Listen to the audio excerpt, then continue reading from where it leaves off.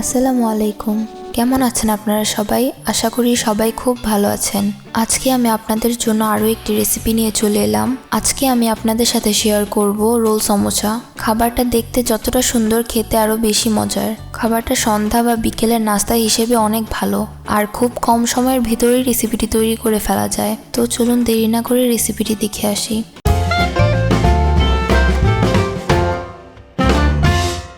Welcome back to my channel. Roll samosa তৈরি করার জন্য প্রথমে আমি আলুগুলো সিদ্ধ করে নিব। তার জন্য একটা প্যানে আমি পরিমাণ মতো পানি দিয়ে দিচ্ছি। পানি দিয়ে পানিটা গরম হয়ে আসা পর্যন্ত ওয়েট করছি। পানিটা গরম হয়ে গেলে এতে আমি দিয়ে দিচ্ছি মিডিয়াম সাইজের 6 থেকে 7টা আলু। এবার আলুগুলো সিদ্ধ হতে হতে আমি এখানে ডোটা মেখে নেব। তার জন্য একটা মিক্সিং বোলে দিয়ে দিচ্ছি 2 কাপের মতো ময়দা। আমি এখানে প্যাকেটের ময়দাটা ইউজ করেছি, আপনারা এখানে যে কোনো ময়দা ইউজ করতে পারেন। এবার দিচ্ছি 1 টিস্পুন লবণ, দিচ্ছি 1 টিস্পুন বেকিং পাউডার, এবার দিচ্ছি 2 টিস্পুন কালো জিরা, আর দিচ্ছি 1 টেবিলস্পুন নর্মাল কুকিং অয়েল। এবার হাত দিয়ে খুব ভালোভাবে সব ইনগ্রিডিয়েন্টসগুলো মিশিয়ে নিচ্ছি।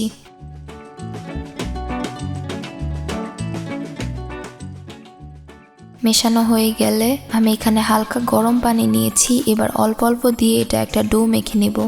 এখানে ঠান্ডা পানি ইউজ করা যাবে না, ঠান্ডা পানি ইউজ করলে ডোটা শক্ত হয়ে যাবে। আমি এখানে অল্প অল্প পানি দিয়ে খুব ভালোভাবে মেখে নিচ্ছি।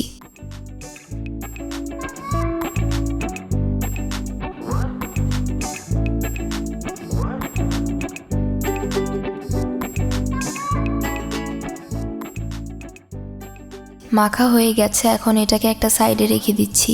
এদিকে আলুগুলো সিদ্ধ হয়ে গেছে। এবার আলুগুলোর থেকে পানিটা ছেঁকে একটা বাটিতে তুলে নিচ্ছি।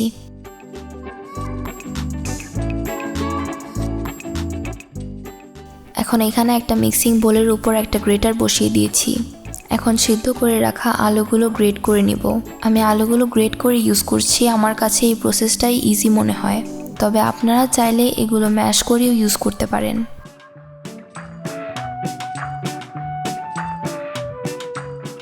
দেখতেই পাচ্ছেন সবগুলো আলুই আমি গ্রেট করে নিয়েছি। এবার এতে দিচ্ছি 1 টিস্পুন জিরার গুঁড়ো, দিচ্ছি 1 টিস্পুন জিঞ্জার আর 1 টিস্পুন গার্লিক পেস্ট। আমি এখানে পেস্ট ইউজ করেছি, আপনারা চাইলে পাউডারটাও ইউজ করতে পারেন। এতে দিচ্ছি পরিমাণ মতো লবণ, আর দিচ্ছি 1 teaspoon paprika powder. Paprika powder না থাকলে এখানে লাল মরিচের গুঁড়ো ইউজ করলেও হবে। আর দিচ্ছি হাফ টিস্পুনের মতো গোলমরিচের গুঁড়ো,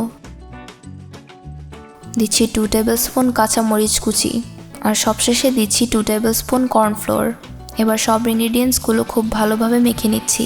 এখানে কোনো রকম পানি বা অয়েল ইউজ করা যাবে না। খুব ভালোভাবে আলুর সাথে বাকি ইনগ্রিডিয়েন্টসগুলো মেখে নিতে হবে যেন কোনো দানা না থাকে। মাখা হয়ে গেছে, এখন এর থেকে অল্প পরিমাণে নিয়ে এরকম রোল করে নিচ্ছি। রোলটার শেপ দেখেই বুঝতে পারবেন।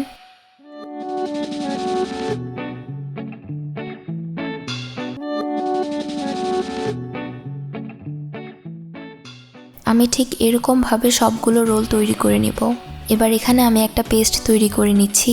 তার জন্য একটা বাটিতে 2 টেবিলস্পুনের মতো দিচ্ছি ময়দা। এবার পরিমাণ মতো পানি দিয়ে আমি একটা পেস্ট তৈরি করে নেব।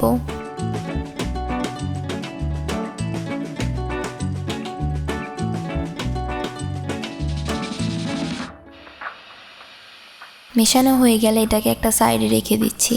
এবার রোল সমোসাগুলো তৈরি করে নেব। তার জন্য একটা বোর্ডের উপর অল্প ময়দা ছিটিয়ে দিচ্ছি।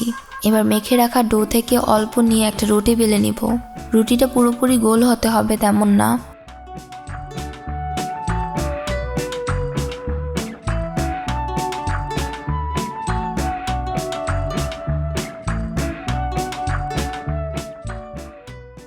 রুটি বেলা হয়ে গেলে বানিয়ে রাখা আলুর রোলগুলোর শেপে লম্বা করে কেটে নিচ্ছি।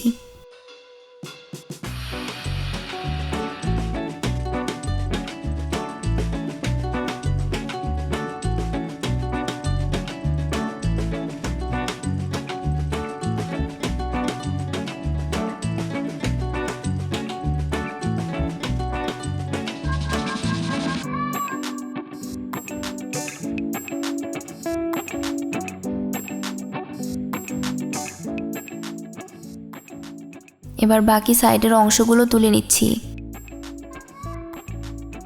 এখন আমি এভাবে রোল করে নিচ্ছি।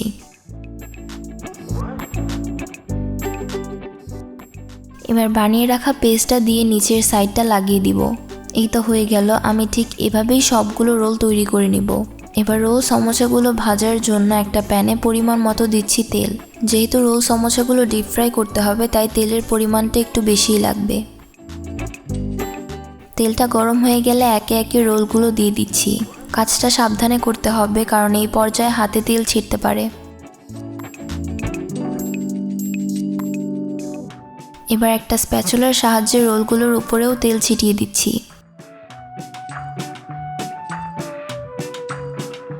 রোল সমোসাগুলো আমি লাইট ব্রাউন করে ভেজে নিয়েছি। এবার খুব সাবধানে রোল সমোসাগুলো প্যান থেকে তুলে নিচ্ছি।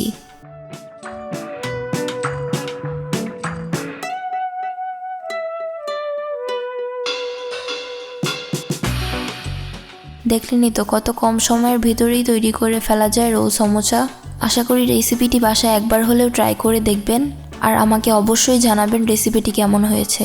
তো আজকের এই রেসিপিটি যদি ভালো লেগে থাকে তাহলে ভিডিওটিতে একটি লাইক দিয়ে দিবেন আর হাংরি জোন বাংলা চ্যানেলটি সাবস্ক্রাইব করার অনুরোধ রইল। দেখা হচ্ছে নেক্সট ভিডিওতে নতুন কোনো রেসিপি নিয়ে। সেই পর্যন্ত ভালো থাকবেন, সুস্থ থাকবেন। আল্লাহ হাফেজ।